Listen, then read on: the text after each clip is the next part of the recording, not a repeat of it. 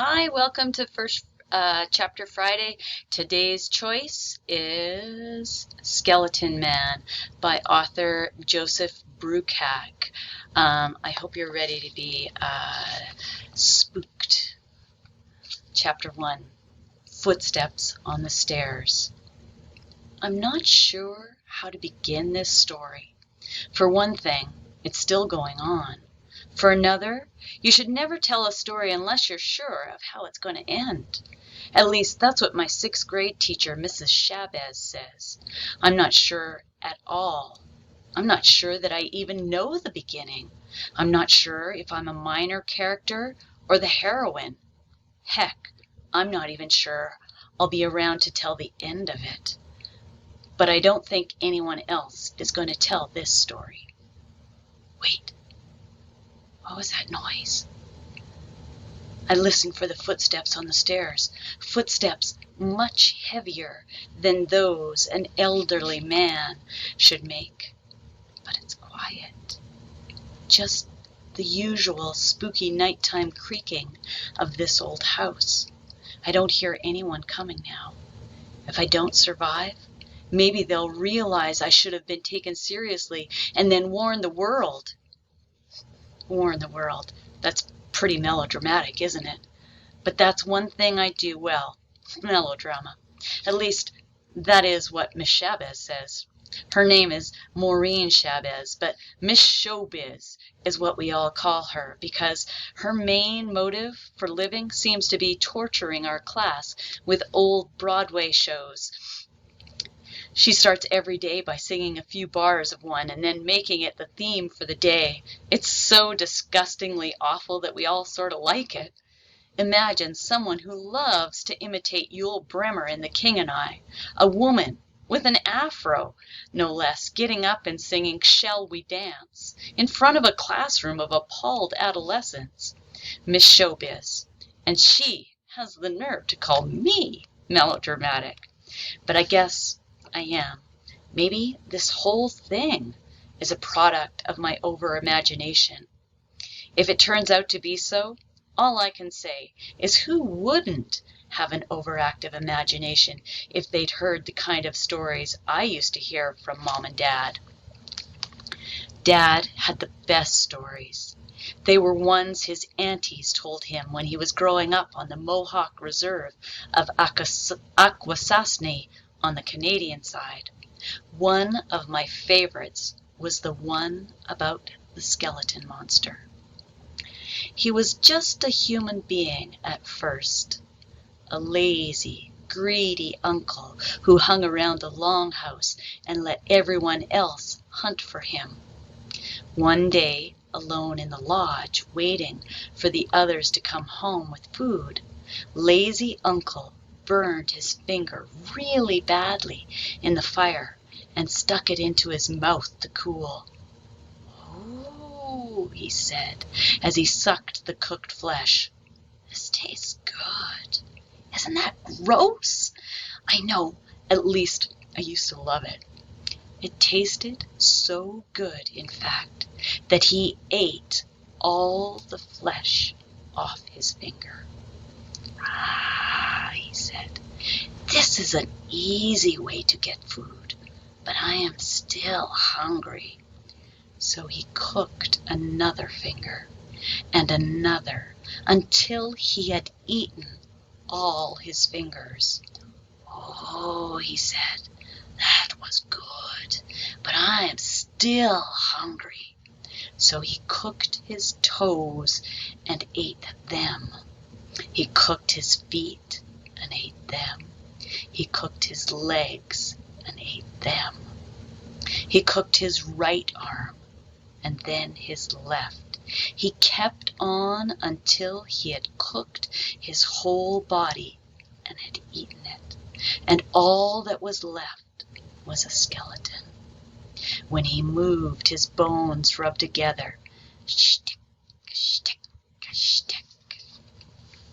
"Ah," he said in a voice that was now just a dry whisper. "That was good, but I am still hungry. I hope my relatives come home soon." And when his relatives came home, one by one, they found that the lodge was dark except for the glow of the cooking fire. They could see a shadowy shape beckoning to them from the other side of the fire. They could hear the sound like this. Shtick, shtick, shtick.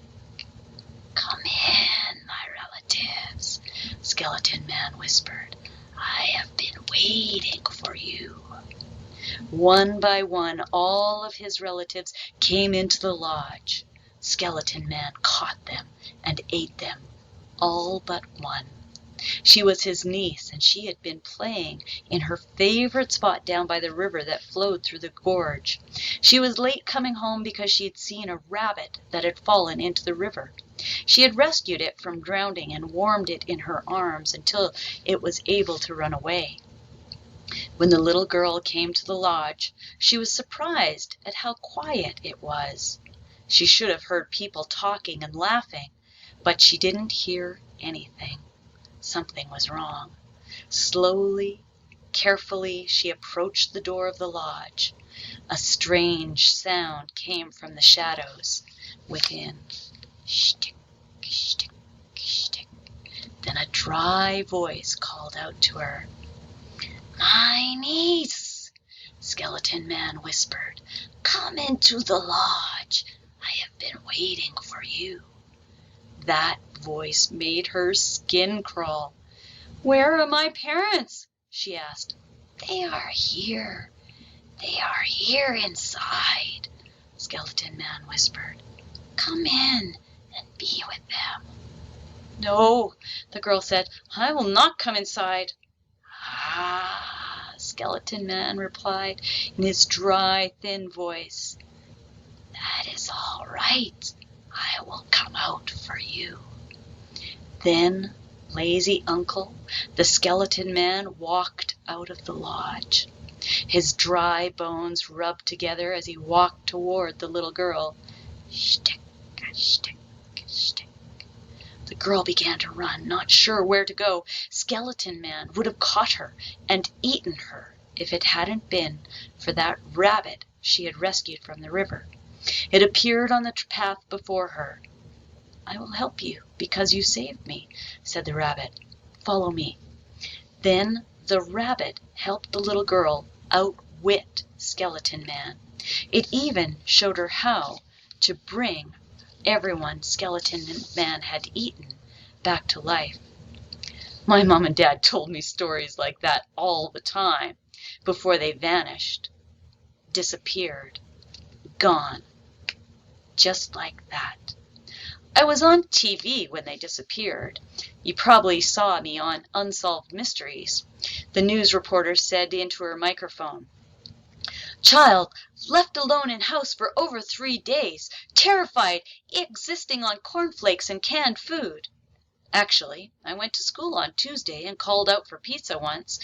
Mom had left money on her dresser when they went out that Saturday evening and never returned. I didn't know they hadn't come back until Sunday.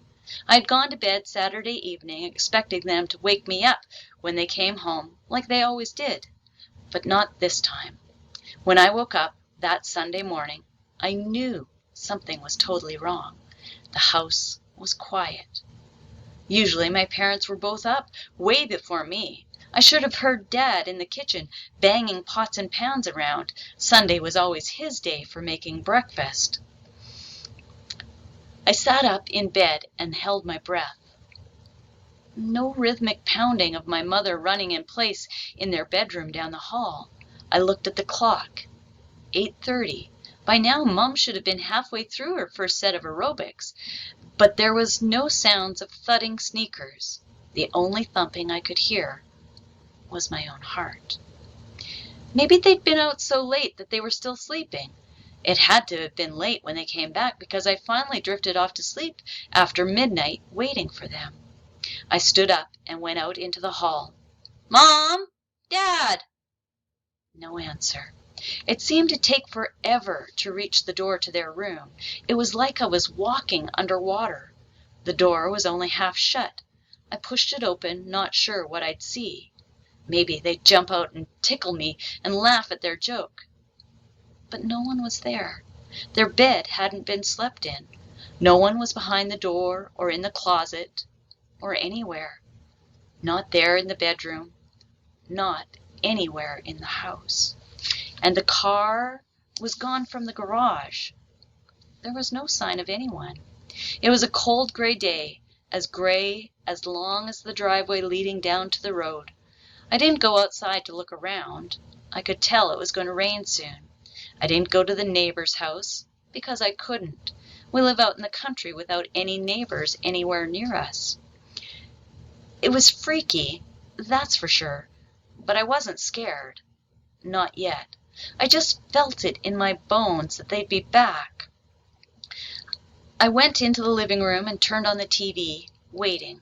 I have no idea what I watched, even though I sat there for hours. I didn't know if it was sports or cartoons or the home shopping network. For some reason, I never turned on the news, even though it might have had something on if they'd been in an accident. But that couldn't be it. Someone would have come to the house to tell me, or there would have been a phone call. I looked at the phone, hoping it would ring, and praying it wouldn't. Rain began to hammer at the windows at about noon, and I went around the house, making sure they were all shut. I looked out my bedroom window at Dad's tool shed. Its one window was shut, and I was glad about that. I didn't want to go outside in that cold rain. Finally, at about 2 in the afternoon, I decided I'd make breakfast. I set the table for the 3 of us, got out the juice and syrup and blueberries and milk and everything, even napkins that I folded so they stood up on the plates. They'd come in all apologetic, and I would say, "No problem, look, I even fixed breakfast for us." I can't explain why I thought anyone would want breakfast in the middle of the afternoon. It made sense then. I must have been preoccupied, what with listening for their car to pull in, because I made the pancakes all wrong so that they were runny, and then I burned them. I laughed some when I was cleaning up the mess I'd made, just knowing they'd come in right in the middle of it and tease me and tell me it was all right, and then we'd all go out for dinner. But it didn't happen that way. Finally, at 8 p.m., I ended up eating cornflakes with warm milk and what was left of the thawed, soggy blueberries. I got my pillow and some blankets and made a bed for myself on the couch in front of the TV. That way they'd see me when they came in. They'd be sorry and I'd be upset, but I would finally forgive them. I also didn't feel like going upstairs all by myself. When I woke up the next morning, on Monday, and found out I was still alone in the house, I guess I should have called someone. But I didn't. I didn't get dressed for school. I didn't even turn on the TV, which had been going all night. I just sat and looked at the phone. The first time it rang, I jumped a mile. It was from work for Mom. I told them she was sick. I did the same thing when Dad's partner, Al Mondini, called from the bank to see where he was. Mom and I always called him Almond Al. "Shouldn't you be at school, Molly?" Almond Al said. "I should, but I'm sick too," I said. I could hear the long pause at the other end of the line.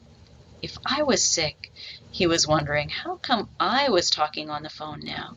So, just like my parents always said, one lie had to lead to another. I'm better than they are, though." I used a quick, nervous voice. "I mean, I didn't lose my voice like they did, so that's why I'm answering the phone. But it hurts to talk, so I have to hang up now. Bye." Maybe Almond Al was the one who got suspicious and called the police. That night, I went around to all the doors to make sure they were still locked, and I checked the windows. I turned off the TV, and then, because it seemed too quiet, I turned it on again. Not real loud, just on. I went upstairs and turned on the radio in Mom and Dad's bedroom and lay there for a while on top of their bed, listening to classical music. There's a song my mom taught me once, one that she called the Lonesome Song, a song you sing when you're all alone and need a friend. If a friend hears you, they'll sing back to you. I sang the Lonesome Song very softly